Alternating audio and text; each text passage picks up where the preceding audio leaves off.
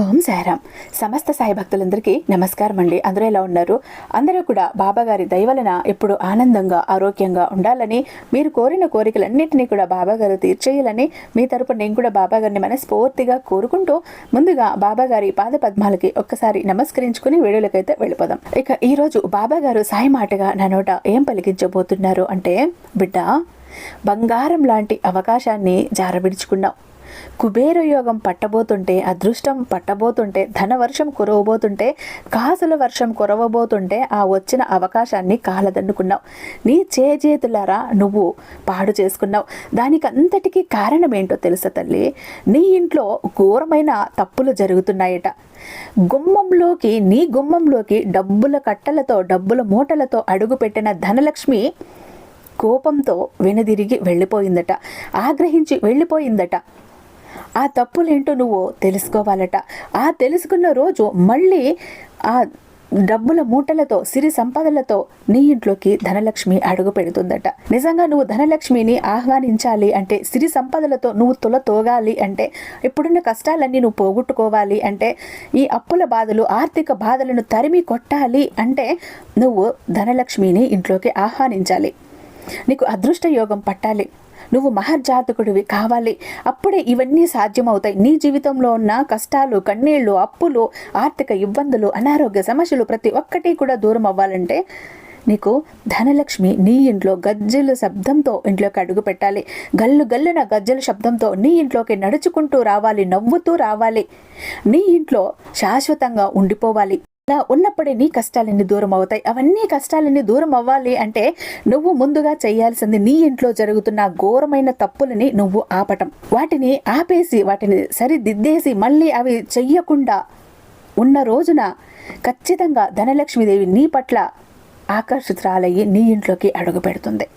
గల్లున గజ్జల శబ్దంతో నీ ఇంట్లోకి వస్తుంది. నీ నట్టింట్లో తిష్ట వేసుకుని కూర్చుంటుంది. అలా ధనలక్ష్మి నీ ఇంట్లోకి అడుగు పెట్టాలి అంటే నువ్వు ఏం చెయ్యాలి? నువ్వు ఎలాంటి పనులు చేస్తున్నావు, ఎలాంటి పొరపాట్లు చేస్తున్నావు అని ఈరోజు నువ్వు తప్పక తెలుసుకుని తీరాలి బిడ్డ. లేకపోతే జీవితంలో నష్టపోతావు.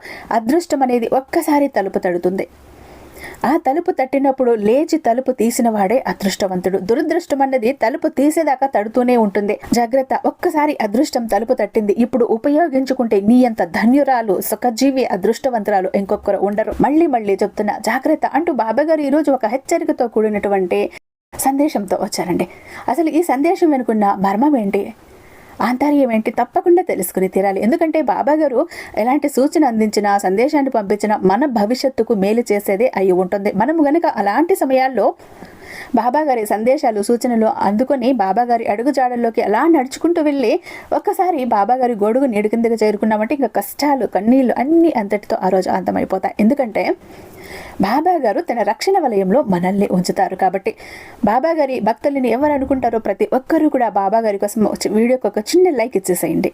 అలాగే వీడియోని ఎక్కడ స్కిప్ చేయకుండా, మిస్ చేయకుండా చివరి దాకా చూడండి. మీకు నచ్చినట్టయితే మీ ఫ్రెండ్స్కి, ఫ్యామిలీ మెంబర్స్కి, మన సాయి భక్తులందరికీ కూడా షేర్ చేయండి.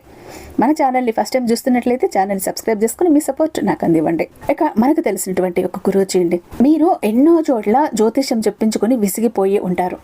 మీ ప్రాబ్లమ్స్ సాల్వ్ అవ్వలేదని, డబ్బుకు డబ్బు ఖర్చు అయిపోయిందని నిరాశలో ఉండిపోయి ఉంటారు. అయోమయంలో దిక్కుతోచని స్థితిలో ఉన్నారు. ఎక్కడికి వెళ్ళినా రిజల్ట్ రావలేదు. మా బాధలు ఎలా తీరాలి, మా కష్టాలు ఎలా తీరలేదు. నిజంగా ఇప్పుడు ఎవరైనా ఇలాంటి స్థితిలో ఉన్నప్పుడు ఒక దేవుడిలాగా ఎవరైనా వచ్చి మా కష్టాలను తీరిస్తే బాగుండు అని ఎదురు చూసే వాళ్ళకు బెస్ట్ ఆప్షన్ అని చెప్తానండి. ఎందుకంటే ఈ గురువు గారు చెప్పింది 100కి 100% జరిగి తీరుతుంది. కాదు లేదు అన్న మాటే ఉండదు. ఎలాంటి మొండి సమస్యలనైనా పరిష్కరించడంలో దిట్ట.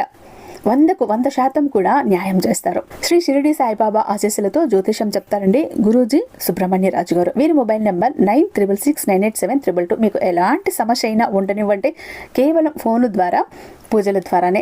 మీరు నేరుగా వెళ్ళాలి, పర్సనల్గా వెళ్ళాలి.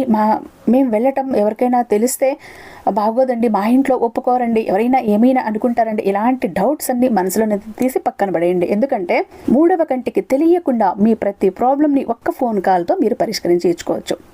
ప్రేమ, పెళ్లి, ఉద్యోగం, రాజకీయం, విదేశీ ప్రయాణం, ధనం నిలకడగా లేకపోవడం, భార్యాభర్తల మధ్య గొడవలు, ఆస్తి తగాదాలు, అప్పుల బాధలు, స్త్రీ పురుషులకు ఎటువంటి గుప్త సమస్యలు ఉన్న నెంబర్ 1 వశీకరణ స్పెషలిస్ట్. అలాగే మీ మీద, మీ ఇంటి మీద చెడు ప్రయోగం జరిగి ఉన్న నరదృష్టి, నరఘోష, విద్య, ఉద్యోగం, సంతానం, మానసిక సమస్యలు, గుప్త సమస్యలు, ప్రతి ఒక్క ప్రాబ్లంకి చక్కటి సొల్యూషన్ ఇస్తున్నారండి. అలాగే మీ వివరాలను చాలా సేఫ్ అండ్ సెక్యూర్గా ఉంటాయి. ఎక్కడున్నా మీకే కాదండి, దేశ విదేశాల్లో ఉన్న వారికి సైతం అందుబాటులో ఉంటారు. కాబట్టి ఇలాంటి ప్రాబ్లమ్స్ మీకు కనుక ఉంటే స్క్రీన్ మీద ఉన్నటువంటి ఈ నెంబర్కి ఒకసారి కాంటాక్ట్ అయ్యి చూడండి. ఆ తర్వాత మీ హ్యాపీనెస్ని మీరే నాతో షేర్ చేసుకుంటారు. ఇక బాబా గారి సందేశం విషయానికి వస్తే, బిడ్డ, నీ ఇంట్లో జరుగుతున్న తప్పులని, పొరపాట్లని నువ్వు సరిదిద్దుకోవాల్సిన సమయం వచ్చేసింది. మరి నీ తండ్రి మాట, నీ సాయి మాట వింటావా? నీ తప్పులని, నీ పొరపాట్లని సరిదిద్దుకుంటావా? ధనలక్ష్మిని నీ ఇంట్లోకి ఆహ్వానిస్తావా? అమ్మ ఒక్కసారి అడుగు పెట్టిందంటే నీ జీవితం ధనధాన్యాలతో, సమృద్ధితో తులతూగుతుంది. నీ ఇంట్లో దేనికి కూడా లోటు ఉండదు. కాబట్టి జాగ్రత్త, అమ్మని వదులుకోకు, దూరం చేసుకోకు. ఒక్కసారి వచ్చి వెళ్ళింది, ఇప్పటికే నీ గుమ్మంలోకి ఒక్కసారి వచ్చి వెళ్ళింది. మళ్ళీ నీకు ఒక అవకాశం కూడా ఇచ్చింది. నీ తప్పులను దిద్దుకుంటే నేను మళ్ళీ తన ఇంట్లోకి వెళ్తాను అంటోంది. దిద్దుకుంటావా? మరి నువ్వు చేస్తున్న తప్పులేంటో తెలుసుకో. ఆ లోపు నీ గురించి కూడా కొన్ని నమ్మలేని నిజాలు ఉన్నాయి. ఆ తప్పుల్ని కూడా నువ్వు సరిదిద్దుకోవాలి. నీ గుణగణాల గురించి కూడా నువ్వు తెలుసుకోవాలి.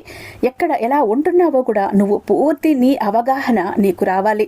నీ మీద, నీ ఇంటి మీద నీకు ఒక అవగాహన రావాలంటే ఈరోజు తప్పకుండా నువ్వు విని తీరాల్సిందే. బిడ్డ, కోటీశ్వరులు కాబోయే ముందు అతి ముఖ్యమైన సంకేతాలు కనిపిస్తాయి. ఇది నువ్వు ఒప్పుకున్నా ఒప్పుకోకపోయినా ఇదే నిజం.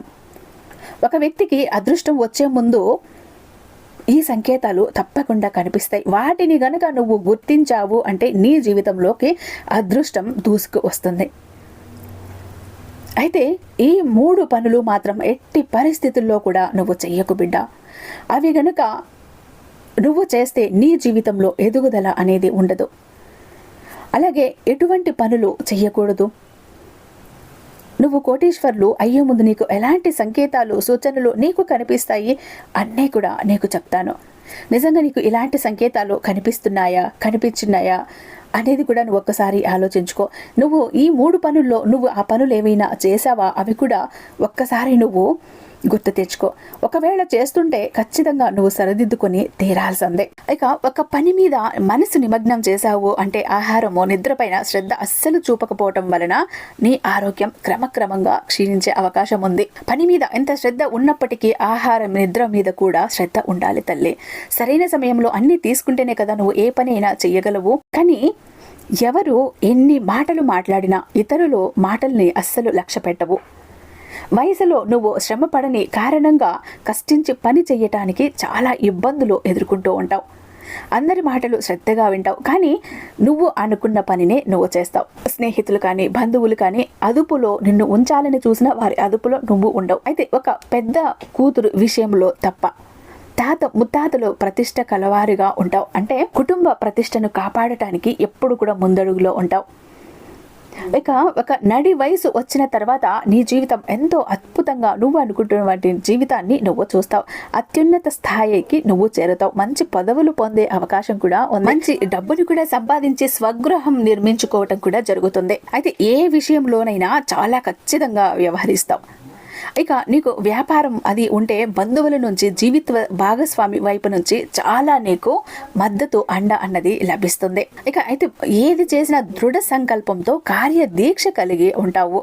నువ్వు ఏది చెయ్యాలి అనుకుంటావో ఆ విషయంలో ముందుంటావు. అనుకున్నది సాధించేదాకా నిద్రపోని మనస్తత్వం కలిగి ఉంటావు. ఇది ఒక్కటి మెచ్చుకోదగిన విషయం.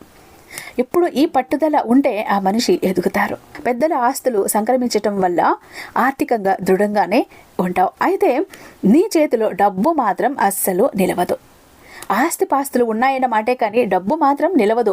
డబ్బు మంచి నీళ్ళలాగా వెనక ముందు చూడకుండా ఖర్చు పెట్టేస్తూ ఉంటావు. అదొకటి నీ దగ్గర ఉన్న చెడు గుణం బిడ్డ, దుర్లక్షణం. ఎప్పుడైతే డబ్బును మంచి నీళ్ళలా ఖర్చు పెడతావో అప్పుడు సాక్షాత్తు కూడా శ్రీ మహాలక్ష్మిని, ధనలక్ష్మిని అవమానించినట్టు. అమ్మ నీ దగ్గరికి వెతుక్కుంటూ వచ్చినప్పుడు నీకు ఎంత కావాలో, ఎంతవరకు ఖర్చు పెట్టాలి అన్నది నీకు తెలిసి ఉండాలి. ఆ రకంగా నువ్వు నడుచుకోవాలి. అంతేకాని డబ్బు ఉంది కదా, నాకు లక్ష్మి ఇచ్చింది కదా అని విచ్చలవిడిగా ఖర్చు చేస్తే అమ్మ ఆగ్రహానికి గురి కావాల్సి ఉంటుంది. అయితే తల్లిదండ్రులను అత్యంత గౌరవ మర్యాదలతో చూసుకుంటూ ఉంటావు. ఉన్నతమైన ప్రేమను వారి మీద చూపిస్తుంటావు. నా తల్లిదండ్రులే నాకు దైవం అని నువ్వు భావిస్తూ ఉంటావు. ఇక సంతానంతో సుఖ సంతోషాలతో ఉంటావు. సంతానం పట్ల చాలా అంటే చాలా సంతోషంగా ఉంటావు. కుటుంబం ఉన్నతి కోసం అహర్నిశలు కూడా పాటుపడుతూనే ఉంటావు. ఇక స్వంత నిర్ణయాలను తీసుకోలేకపోయే దానివిగా కూడా ఉంటావు. ఒక్కొక్కసారి అత్యంత బద్ధకస్తులుగా, ఎవరికి లొంగని వారుగాను, ఇతరులపై ఎక్కడైనా కోపం ప్రదర్శించడానికి వెనుకాడని దానివిగా ఉంటావు. ప్రతి ఒక్కరూ తమ జీవితంలో మంచి జరగాలని, శ్రీ మహాలక్ష్మి ఆశీస్సులు తమపై ఉండాలని, సిరి సంపదలు కలగాలని, లక్ష్మీదేవి ఇంట్లో స్థిర నివాసంతో ఉండాలని కోరుకుంటారు కదా. దీనికోసం నువ్వు నిత్యం కూడా శ్రమిస్తున్నావు, పూజలు చేస్తూనే ఉన్నావు. నిత్యంలో ఉన్న సమస్యల నుండి, ఆర్థిక కష్టాల నుండి బయటపడిన ఉన్నత స్థానానికి చేరుకోవాలని నిత్యం దేవుణ్ణి ఆరాధిస్తూనే ఉంటావు. లక్ష్మీ కటాక్షం ఉంటే డబ్బుకు ఆ ఇంట్లో లోటు ఉండదు, ఐశ్వర్యం వెంటే ఉంటుంది. అయితే లక్ష్మీ కటాక్షం లభించే ముందు కొన్ని సంకేతాలు అయితే నీకు కనిపిస్తాయి బిడ్డ, వాటిని గమనించాలి.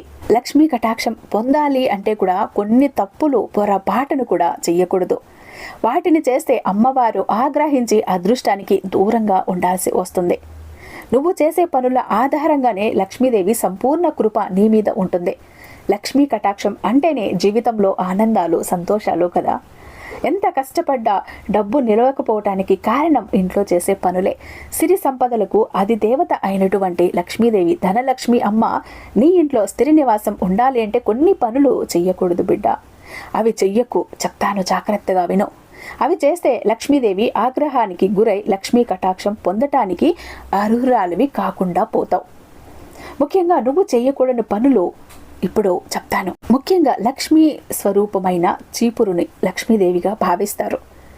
చీపురుని కాలితో తన్నటం, తొక్కటం, ఇంటిని శుభ్రపరిచే చీపురుని పవిత్రంగా భావించాలి.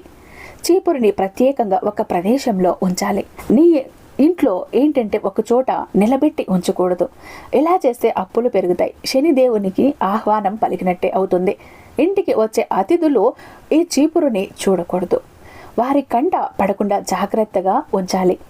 చీపురుని ఇంట్లో మంచాల కింద, కుర్చీల కింద ఇలా అస్సలు పెట్టకూడదు. ఇలా పెడితే ఇంట్లో ఎప్పటికీ కూడా డబ్బు నిలువ ఉండదు, అనుకోని గొడవలు జరుగుతూ ఉంటాయి. చీపురుకి ఈ నియమాలు ఖచ్చితంగా పాటించి తీరాలి బిడ్డ. ఒక్కసారి నీ ఇంట్లో చూడు, చీపురుని ఎక్కడ పడేస్తున్నావు, ఎలా పెడుతున్నావు?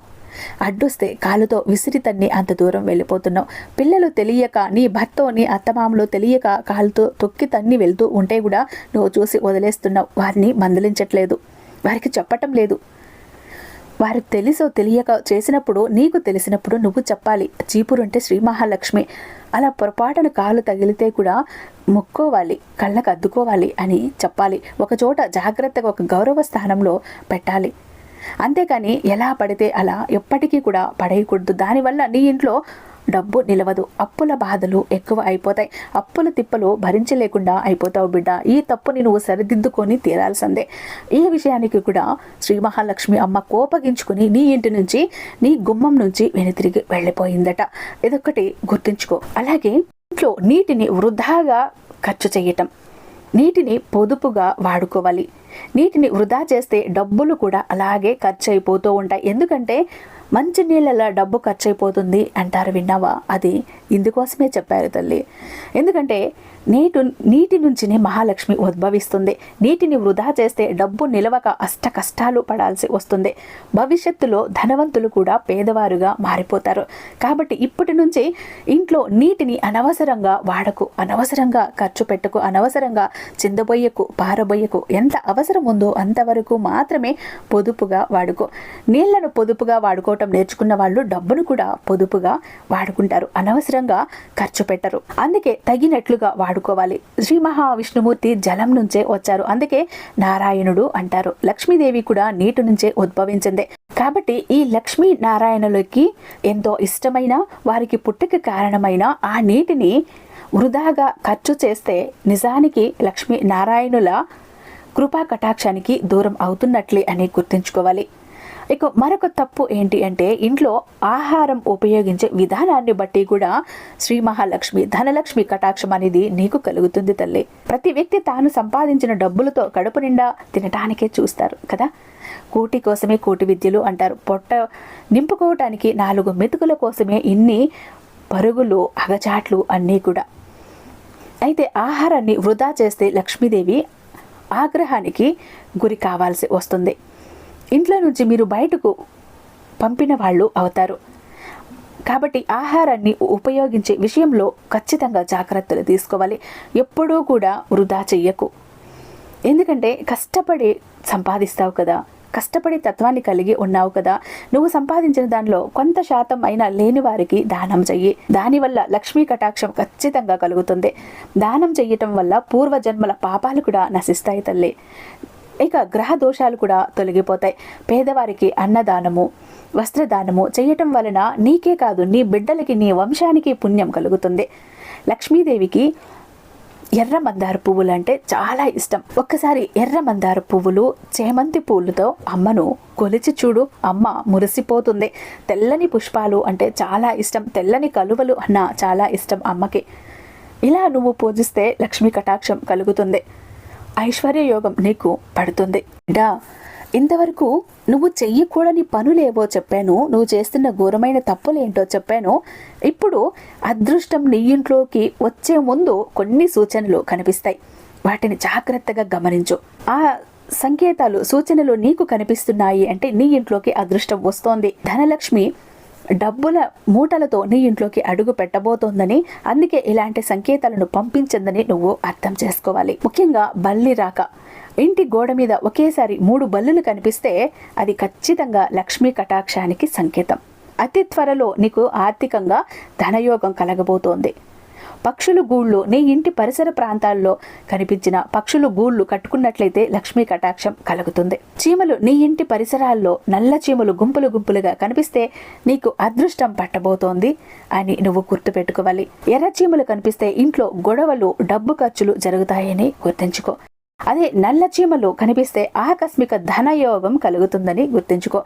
ఏదో ఒక దారిలో ఏదో ఒక వైపు నుంచి నీ పుట్టింటి నుంచి లేదా నీ అత్తంటి నుంచి లేదా నీకు రావాల్సిన ఆస్తిపాస్తులు కానీ నీ పూర్వీకుల దగ్గర నుంచి రావాల్సిన ఆస్తులు కానీ ఎక్కడో ఆగిపోయిన డబ్బు కానీ నువ్వు ఇచ్చి ఇంకా రావు అని ఆశ వదిలేసుకునే డబ్బులు కానీ ఎక్కడో లేదా ఎక్కడో ఒక చోట పెట్టుబడి పెట్టావు ఆ డబ్బులు తిరిగి రావటం కానీ అలా ఆకస్మిక ధనయోగం అన్నది నీకు కలుగుతుంది. అయితే కళల రూపంలో కూడా కొన్ని సూచనలు అయితే తెలుస్తాయి బిడ్డ. తులసి మొక్క చుట్టూ బల్లులు కనిపించినట్లయితే అలా కళ వచ్చినా లేదా చేతిలో దురద పెట్టినా అలా కళ వస్తే కూడా ఖచ్చితంగా అదృష్టం వరించినట్లే అనటానికి ఒక సంకేతం. కళలో పాము కనిపిస్తే శుభసూచకం. 2 తలల పాము కనిపిస్తే విపరీతమైన అదృష్టం నీకు కలగబోతుందని అర్థం. కళలో గుడ్లగూబ, పాము, బల్లి, గులాబీ పువ్వులు, ఏనుగు, చీపురు, శంఖం లాంటివి కనిపించినా ఐశ్వర్యం కలుగుతుందని, కొన్ని శబ్దాలు కూడా అదృష్టాన్ని తీసుకువస్తాయని సంకేతం. కోయిల కూత వినటానికి ఎంతో వినసొంపుగా ఉంటుంది, మనసుకి ప్రశాంతంగా ఉంటుంది. కానీ కొన్ని దిశల నుంచి కొన్ని దిక్కుల నుంచి ఈ కోయిల కూత వినిపిస్తే అశుభంగా భావించాలి బిడ్డ. ఆజ్ఞా దిశగా వస్తే నష్టానికి సూచిక. సాయంత్రం కానీ మధ్యాహ్నం కానీ వినిపిస్తే శుభంగా పరిగణించవచ్చు. మామిడి చెట్టు పైన కోయిల కూస్తూ కనిపిస్తే అది లక్ష్మీ కటాక్షం పొందుతారని గుర్తు. గుడ్లగూబ ఎక్కడ కనిపించినా లేదా ఎదురు వచ్చినా నీ జీవితంలో ఊహించని మార్పులు చోటు చేసుకుంటాయని అర్థం. ఇక నీకు కోటీశ్వర యోగం పట్టబోతుందని, నువ్వు కోటీశ్వరాలు కాబోతున్నవని, కోటీశ్వరుడు కాబోతున్నవని సంకేతం. కోటీశ్వరులు కాబోయే ముందు వచ్చేటటువంటి సంకేతాలను నీ జీవితంలో గనుక ఇలాంటి సంకేతాలు నీకు కనిపించి ఉంటే ఖచ్చితంగా నీకు ఐశ్వర్యం అన్నది తొందరలోనే కలగబోతోంది. ఇక అదే విధంగా గనుక నీ ఇంట్లో ఈ 3 తప్పులు కూడా అస్సలు చెయ్యకు. ఇలా చేస్తే నువ్వు దురదృష్టానికి దగ్గరవుతున్నట్లు అర్థం. నీ ఇంట్లో నుంచి సిరి సంపదలు కానీ, ఆనందాలు కానీ, ఆరోగ్యాలు కానీ, అన్నీ కూడా దూరం అవుతున్నాయని నువ్వు అర్థం చేసుకోవాల్సి ఉంటుంది. కానీ బిడ్డ, నువ్వు ఇక్కడ గుర్తుంచుకోవాల్సింది ఏంటి అంటే, నువ్వు నీ ఇంట్లో చేస్తున్న ఈ తప్పులు పొరపాట్ల కారణంగా నీ కష్టాలని బాధలని చూసి నీ ఇంట్లోకి అడుగు పెట్టాలని ఆశతో వచ్చిన ధనలక్ష్మి కూడా నీ గుమ్మంలో చూసి ఇవన్నీ చూసి కోపంతో వెనుతిరిగి వెళ్ళిపోయింది. కానీ నువ్వు ఎప్పుడు వీటన్నింటినీ సరిదిద్దుకుంటావో చక్కదిద్దుకుంటావో అప్పుడు నీ ఇంట్లోకి ఖచ్చితంగా అమ్మ నీ ఇంట్లో వస్తుంది, నీకు అదృష్ట యోగం కలిగిస్తుంది. ఇలాంటి సంకేతాలు కూడా నీకు వస్తుంటే అమ్మ త్వరలోనే నీ ఇంట్లోకి రాబోతుందని అర్థం. ఆ లోపు ఈ తప్పుల్ని నువ్వు సరిదిద్దుకో. కానీ అమ్మ అనుగ్రహం నీ మీద నిండుగా ఉంది, ఎందుకంటే అమ్మ చూపు నీ మీద ఉంది. నువ్వు ఎన్ని బాధలు పడుతుంటే కూడా అవి పెద్దగా కొండంత కావాల్సిన బాధలను కూడా గోరంత చేసి పక్కకు మళ్ళిస్తోంది. నీకు ఏవైనా ప్రమాదాలు జరిగినా, కింద పడినా, దెబ్బలు తగినా అవి పెద్దగా అవ్వకుండా చిన్నగా గీసుకోవటమో రాసుకోవటమో అలా చేస్తోంది. అంటే ప్రతి ఒక్క దాంట్లో పెద్దగా నష్టపోవాల్సిన నువ్వు అది త్రుటిలో తప్పిపోతుంది. దీని అంతటికీ కూడా కారణం శ్రీ మహాలక్ష్మి అమ్మ, ధనలక్ష్మి అమ్మవారే. మరి ఆమె చూపు నీ మీద ఉన్నప్పుడు, బయట నుంచి ఆమె నిన్ను చూస్తున్నప్పుడే నీ జీవితంలో ఇంత అద్భుతంగా నీకు తోడు ఉండి నీకు సహాయం చేస్తూ నిన్ను రక్షిస్తూ ఉంటే ఒక్కసారి నీ ఇంట్లోకి అడుగు పెట్టిందంటే నీ జీవితాన్ని ఎలా కాపాడుతుందో చూడు, నీ చుట్టూ ఎలా తన రక్షణ వలయాన్ని ఏర్పరుస్తుందో చూడు. కాబట్టి జాగ్రత్త, నిర్లక్ష్యం చెయ్యకు, అశ్రద్ధ చెయ్యకు. నువ్వు చేస్తున్న పొరపాట్లు తప్పులు దిద్దుకొని ధనలక్ష్మీదేవిని ఆహ్వానించు ఇంట్లోకి. ఎప్పుడూ కూడా అమ్మ ఆహ్వానం నీ మీద ఉంటుంది. నీ మేలు కోరే ఈ సాయి ఆశీస్సులు కూడా నీ మీద ఎప్పుడూ కూడా ఉంటాయి బిడ్డ. నువ్వు ఎప్పుడూ బాగుండాలనేదే ఈ తండ్రి కోరిక అంటూ బాబా గారు ఈరోజు ఒక అద్భుతమైన సందేశంతో మన ముందుకు వచ్చారండి. ఐ హోప్ ఈ వీడియో మీకు నచ్చే ఉందని భావిస్తున్నాను. రేపు మరొక బాబా గారి అద్భుతమైన సందేశంతో మీ ముందుంటాను. అంతటిదాకా సర్వేజన సుఖినో భవంతు. ఓం సాయిరామ్.